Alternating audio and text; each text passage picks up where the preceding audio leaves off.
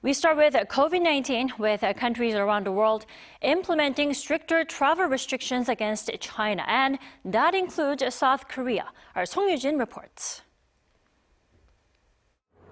With China grappling with a crushing wave of COVID-19, South Korea is implementing stronger travel restrictions. From Monday, travelers from mainland China coming directly by plane or boat are required to get a PCR test within 1 day of arrival. We've secured enough personnel and screening centres capable of testing 550 people every day. 3 testing centres and 2 waiting areas will operate at Incheon International Airport for non-Koreans staying less than 90 days.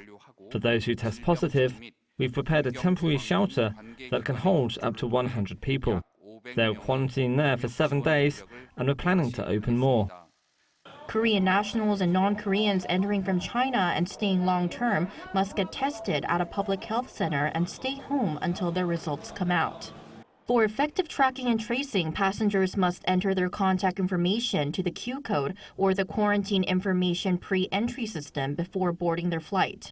And all flights heading to South Korea from China must land at Incheon International Airport for a while. The government will also stop issuing short-term visas for Chinese nationals, with an exception for diplomats, public officials, and those visiting for key business and humanitarian purposes until the end of this month. But that's not all. From Thursday, all travelers must also show proof of a negative PCR test taken at least 2 days before they leave, or a rapid antigen test taken at least 1 day before departure. These rules were announced last week to prevent a new virus wave or even a new variant entering from China. Countries around the world are taking similar steps.